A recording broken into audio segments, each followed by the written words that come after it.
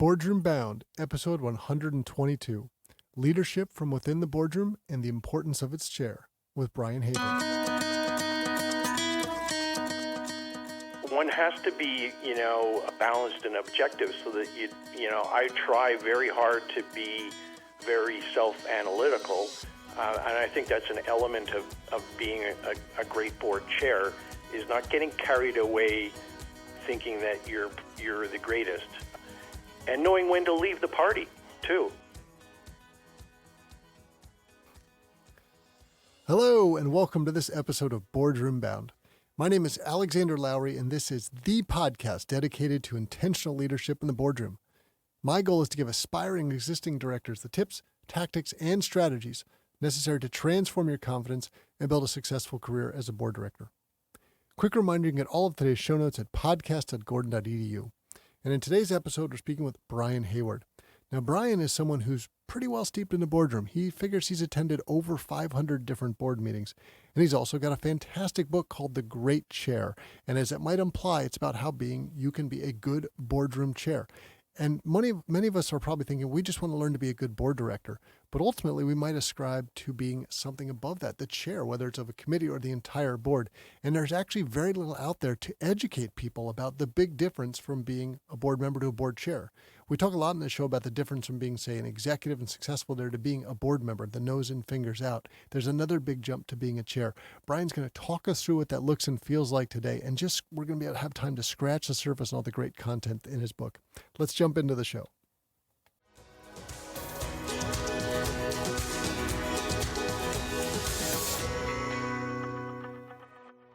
Brian Hayward, welcome to the Boardroom Bound podcast. Thank you, Alexander. Glad to be here. I'm excited for this episode, and you and I were talking about it before it started because so far in the 100 plus we've produced, we've really never done a deep dive appropriately into the board chair role.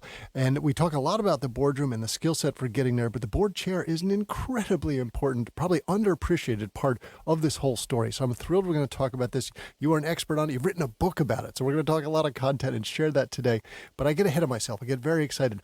Let's back it up and help people understand your career. So you had a successful career as executive, also have this incredible amount of knowledge from the various different boards that you've been on. So talk us through that first before we get into the board chair stuff. Sure. I was actually quite fortunate to become involved with boards at a fairly early age, in my mid-20s, as a matter of fact, because I was supporting the board in doing some of the operational work. And the company I was working with, there's an old saying that in the land of the blind, the one-eyed man is king. Right. I actually went right to the top of the organization and became chief executive officer of one of Canada's larger agribusinesses by the age of 34. And so I was there as a support person. I was there as a senior executive, and then I was there as chief executive. And so I got to see from a different points of view. And ultimately, when the company was actually acquired and moved into being part of a larger organization, I decided I wanted to be involved in directorship at the board level. And so I was recruited and have been involved probably with about close to 50 different organizations on advisory boards, and in charities, in for-profits, family businesses, the whole spectrum. And so I've really had a tremendous opportunity. I'm very grateful for how the Lord shined down, gave me an opportunity to see all these different situations. And, facetiously, I've indicated, I've done business on every continent except Antarctica. But it's true. Being on a board in South Africa was a real eye-opener. The way that the dynamics of the room are, how people engage, just the interpersonal aspects in Europe, in Africa, North America, even between Canada and the United States, is very different. Two people divided by a common language, right? Absolutely. Well, tell us about how, outside of the board work you're obviously involved with when you was AgriCorps United, tell us about how your first compensated board role came about. The first one was actually as a result of the aftermath of the takeover, where we were involved in a hostile takeover, and what I think has attracted people to me is the fact that I've usually been involved in situations where an organization is going through some kind of cathartic change, whether it's the strategy or the ownership or financial crisis. And so the first one was actually from a group out of Australia that had a subsidiary in North America, and they were in a bad way in terms of just how the organization was structured and able to manage its finances without getting into all the gory details. And I was asked to be actually CEO and help out, but I said at that point in my career, I said, no, I've done the CEO thing. Thank you, tick that box. But if you want somebody to chair your board, then I'd be really interested in looking at that. And I recruited different board members at that time, not with actually sort of the classic, in today's age, they say, well, the skills matrix, you really need to analyze that and find your gaps. It was more intuitive. And so a lot of, things that I would relay, as lessons when I'm writing in the book are actually things that only afterwards could I actually appreciate what I was doing. There's a quote that I've got. There's a bunch of quotes in the book, but I think it's Dizzy Gillespie that I've learned how to not play a bunch of bad notes or something along those lines. It's much more intuitive, I think, and that's really part of what drove me to actually investigate what does a chair do. You're not just doing what the CEO did. You're not doing what other directors are doing. And so, to investigate that and think it through as to what a great chair does relative to a mediocre chair or a really bad one. And even before we're about to dive into the book, which is fantastic, I want to just sort of give a little highlight for someone. If they were to say, look at your LinkedIn profile, they would just see pages and pages of director roles where you're sometimes the board chair, sometimes just normal director. Brian, help us. Many of our audience members are also thinking about becoming a board member. And at some point they might consider, do I want to be a professional board member and have a portfolio? Clearly at some point that switch flipped for you and you thought, this is what I'm going to be doing full time. I really love this. I've had a few under my belt. Talk us what that experience was like. And then did you begin to change how you were in the boardroom as a result of that? Part of it is actually, to be perfectly transparent, is a lot of directorships don't pay a lot of money, and it's fine and well and good to say I'd like to be on this board of X, Y, Z, and earn $100,000 or $2 or $3 or $500,000 and have stock options and whatever.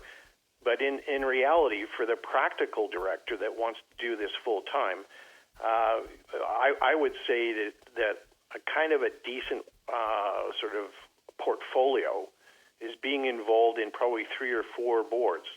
And when I've had my sweet spot from point of view of diversity of experience, feeling engaged, it's when I actually have been on boards that have different characteristics. Perhaps a family board, a for-profit board of a private company, and maybe a charity, and being involved in different kind of purposeful situations where there's different time horizons, different intentions, and when you blend all of those together at the age that I'm at, having 3 or 4 of those situations can produce a relatively decent lifestyle.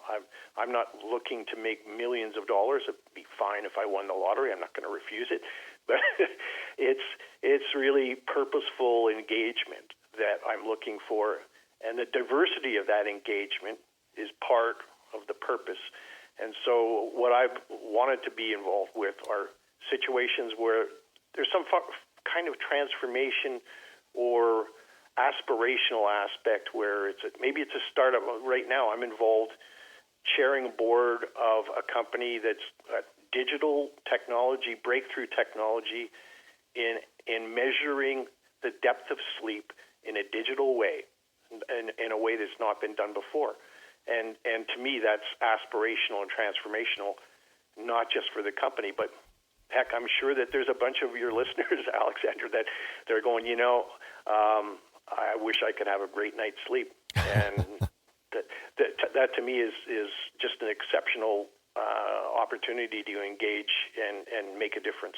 Well, I guarantee if you are a professional board member with a portfolio of companies, there are definitely things that are ready to keep you awake every night that you're worried about, thinking about. But if I take away something you said there, Brian, what I love is, I'll translate this for our audience of, I think when you find a board role that's a fit, it's probably a fit in a 50-50 way of you bring skill sets and experience and value that they desperately need, but there's also things that excite you to grow and develop and learn. And that's one piece I'll take away from Brian. You've got all sorts of different types of experience, maybe also different industries. So you're growing and changing and developing along with it, which is probably giving back to you as much as you're giving to other organizations. Do you think that's fair? Yeah, I mean, I hope so. I hope that's the case. I think, though, that one has to be, balanced and objective, so that I try very hard to be very self-analytical, and I think that's an element of being a great board chair, is not getting carried away thinking that you're the greatest, and knowing when to leave the party too. Just like there's sort of stages of management where a founder might not be the right person to take the company to another level or another level beyond that. There's also stages of chairmanship and chairing where you know where you're adding value, and you need to be very thoughtful and self-reflective about that, and also know there's going to be a time when you're not adding value, that the organization and its complexity or its very nature has shifted, and you're not the right person. And creating a positive succession is actually part of being an excellent chair. Knowing when to leave the party, knowing who to bring on, and adjusting actually the composition and characteristics and of boards to facilitate that the organization can continue on and be successful. I like the way you said that. And so, Brian, let's use that as a transition point to spend a lot more time talking about your book now. So we've got the setup where you are an accomplished executive. You've been on multiple boards, and you've had good and bad experiences. You've walked away, reflected on those. And in many ways, you've distilled down into something where, when I think about all the board stuff that I've read, that I've seen, that I've heard, different conferences, events, I've never seen someone really focus on this incredibly important spot, the chair of the board, how helpful that would be to all of us to be better at it. And I think your book, The Great Chair, easy for us to remember, clearly a good aspirational goal for all of us, is trying to address that. And I think it probably speaks to the single issue of why board chairs are more important than ever for effective governance these days. And it's clearly a great overall summary to be sort of advice on leading or chairing a board of directors, which we would all want to know if that's something we're aspiring to do. So you've got so many great anecdotes and stories throughout this. Talk us through it a little bit more. I think it's 500 plus board meetings you've said, and clearly some good, bad, and indifferent experiences in between. How do you all coalesce that into a best practice guidebook for a chair? My thought was, first of all, the biggest learnings came from the bad meetings, no question at all. And it's just like in life when there's when there's mistakes that you make, and people say, well, that's a learning moment, or it's a teaching moment. You see somebody else make a mistake. So the bad meetings are the ones that drove me to reflect. I also wanted to make sure, because there's a lot of governance stuff that's around that's really boring. And so I embedded the book with stories simply, as very deliberately, so that I would actually make people want to read it. As simple as that. People don't want to kind of pile through something that's about as exciting as a tax code or a phone book. And there's a lot of learnings that come from stories. So, one of the ones that was central to me, when I was trained as a mediator, there was somebody came from a Harvard negotiations project to kind of give this, overview of what mediation was and how to apply some of the techniques that great chairs would be providing in asking questions or listening. And he told this story over a period of about 1 minute. And it's really the short version of it is, two daughters are fighting over one orange in the kitchen. Mother walks in, sees the girls arguing, and chops the orange in half, gives half to each of the daughters, and she thinks she's done the right thing. Daughter number one takes the peel off the orange and throws the peel in the garbage and then eats the orange, her half of the orange. The other daughter actually takes the peel off the orange, throws the orange in the garbage, and uses the peel for zest. So there was an outcome that was apparent in the room that if Mother would have just looked at it and just simply would have said, talk to me about the orange. What's your interest in this orange? Why do you want this orange? And that's a kind of simple parable to me that's very powerful, where people go into a boardroom and they've already got predetermined positions. I had a client last week. She's a chair, and she says to me, well, I was thinking of starting the meeting off this way. Do you think that's a good idea? And what it was a lob ball question. Like, well, how are people feeling? And she said, that sounds like a good way to go. And I said, no, don't do that. It's one of the worst things you can do is to throw out the soft question as a chair. Somebody running a meeting even. Which way's the wind blowing? Just seeing where people are at. And because just immediately as soon as you do that, you trigger people, looking at others, starting to even mentally, if they're not saying anything, to actually saying, I don't agree with that. And factions and little tribes around the table can start to emerge just simply out of an innocent question. If Mother would have walked into the kitchen and say, what's your position on this orange? How much of it do you want? There's little things that chairs can pick up and learn. This is a learning exercise. And so back to part of your question, Alexander, is I wanted to actually, inside the book, there's checklists. And there's questions at the back. There's appendices. I wanted people to be able to not just simply read the book and internalize it. I've have people that on Zoom, I'm looking at it and they say, and I'm looking at this piece and I can see this dog-eared book with all these Post-it notes hanging out where they've actually taken it and telling me they're using it as a manual to make sure that they do X or Y. And a lot of the issues in there in the checklist or whatever are simply intuitive. Like, don't ask that soft lob ball question. Ask, what's your interest in this? Tell me more. Lots of just very open-ended questions that ultimately are the source of great board meetings because there was a conversation.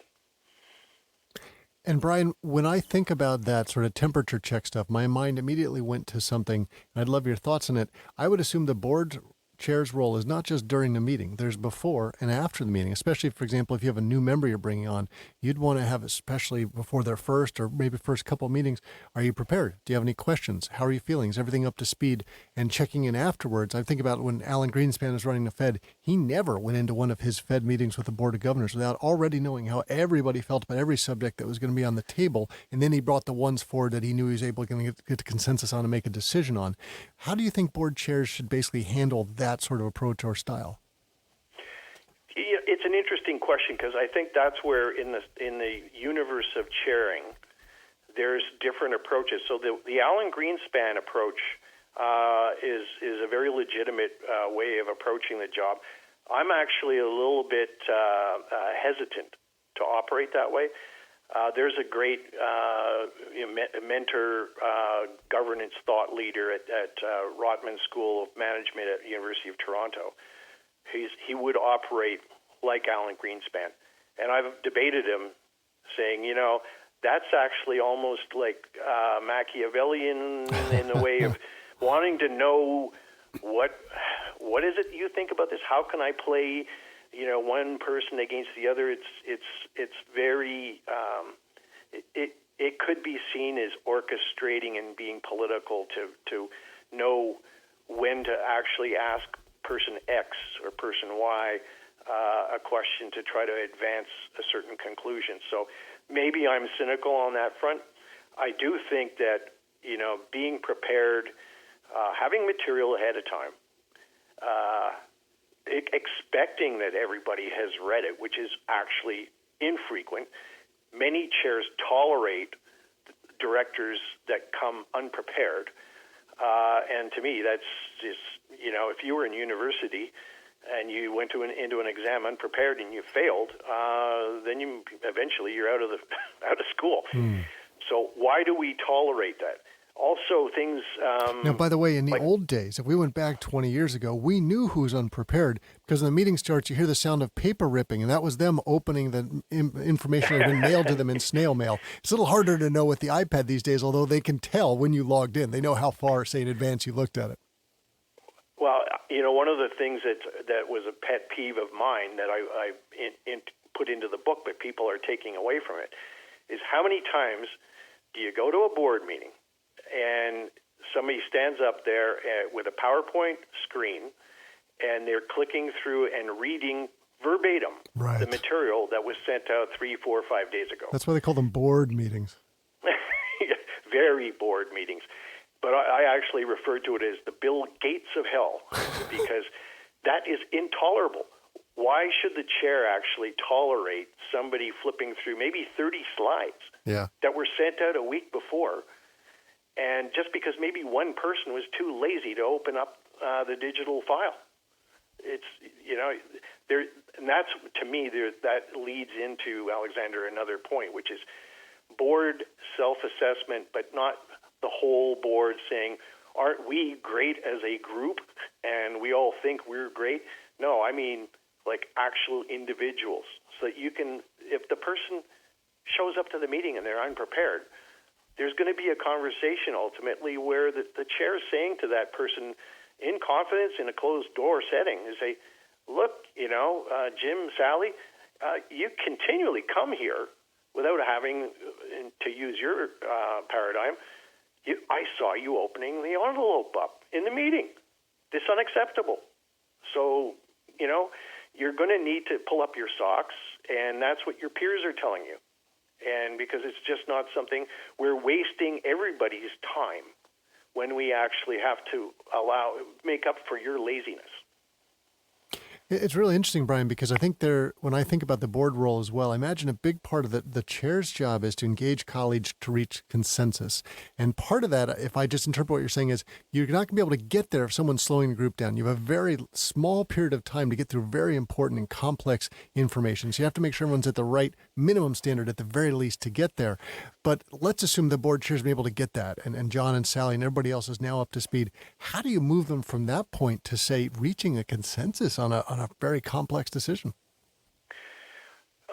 Excellent question, and that to me is where there truly is art, and the lessons from the Harvard School of Negotiations project, I think, apply in certain instances for sure. The chair needs, first of all, and this is so many chairs, I call it Swanson TV dinner time. Chairs have an agenda that's given to them by the corporate secretary or somebody else, and they go, oh, okay, that's the agenda, fine. And there's very little thought and attention as to what is in the agenda, how many items are in the agenda, what the sequence is, and how many of them it really should be grouped together and put into a category of consent agenda, where things like bank signing authority, trivialities are dealt with within 5 minutes. It's drove me crazy, and I've learned patience, I think a little bit. But in South Africa, the minutes were, at the board I was on, they were 15 pages long. And the first half hour of the meeting was consumed with a page flip verifying that there were no typos or anything in the minutes. Huh. And to me, you had 15 people sitting around the table going through this, and just the sheer waste of it. There's got to be another way. So to me, the consensus process also involves triage, where things that are truly important, and I would say strategy, people issues, leadership issues, and finance, SPF. Those are, I call it 50% of your meeting at least should be SPF 50, that you need to spend time on those things. And the trivialities of who's assigning authority or How are we celebrating Christmas with turkeys or not? Or do we, how are we going to, is it going to be Zoom or Microsoft Teams? Those things need to be shoved out of the boardroom. And the only person to do that, ultimately, is the chair. The chair needs to be the person that has influence, because they have no authority per se. They can't fire the CEO alone. Well, they're not bosses, right? They're definitely not bosses. They're not a boss, and they're not the boss, and they don't have a boss. So the only thing that a chair really has is influence. Right. And influence comes from trust, transparency, having integrity, and being quiet. My wife taught me an acronym that I used in the book. WAIT. Why am I talking? And a quote from the Dalai Lama, when I talk, I am just simply relaying what I already know. When I listen, I have the potential, at least, to have new information enter my mind. Well, it's interesting because there's trust in two ways, right? There's the horizontal trust, I guess I would describe it, with your fellow board members, but then there's also the critical vertical trust with your CEO. And there's no question in my mind that there's the critical part of a board chair is how do you build and sustain the trust with the CEO as well as the rest of the board? Because if the board is there to find the CEO, to nurture them, sometimes get rid of the CEO, that's complex, but essential for the organization to be successful. Yeah, there's David Beatty, who I disagreed with before, or if it was the chair of the Fed who's wanting to, manage the meeting. One of the takeaways I've had from mentors is if the chair CEO relationship deteriorates, one's got to go, and that might be the chair actually. You don't fire a great CEO just because the chair and the CEO can't get along. But I think the hallmark of that relationship, because it's absolutely essential, is trust, but trust at a level where if the CEO has a problem, and that problem might be even personal, it could be that they're struggling with an alcohol addiction, or they've got a relationship, intimate relationship with a subordinate. The McDonald's CEO, he left the company, and it was consensual, but these are things that are not just pie in the sky. They happen. So the trust level needs to be there between the chair and the CEO to manage the CEO managing his team or her team, and the chair actually developing teamwork and not group think, but group identity and effort to ask the right questions and have a comportment and a level of behavior that is supportive to the development of strategy and the aspirations of the organization.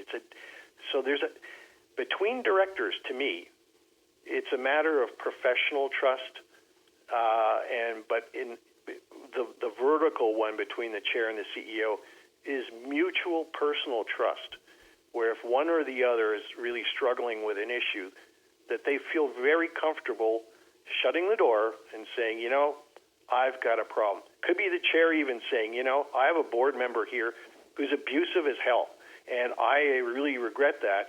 We need to figure out a way that, we can manage through this situation. Because perhaps it might be because there's a unanimous shareholders agreement where that abusive board member, he has a right to, or he or she has a right to be there. And it's not as simple as just simply getting rid of them. So that's the kind of relationship, I think, and the level of trust. And what I did in the book is actually, when I thought about how to, it's nice to say develop trust, but when you get into how do you actually do that deliberately? And I went to the Gottman Institute where there's this family law. When spouses are fighting with each other, how do they build back trust? And it starts with being vulnerable, being transparent, being honest, having the other person's back. These are like 5 elements of building trust that I think a chair and a CEO should embrace. And even if they're not best friends and having a barbecue every Saturday, they really ought to be embracing the spirit of it, being transparent, sharing, and being vulnerable. Say, I've got a problem here. I don't know how to do this. Help me. Give me your advice.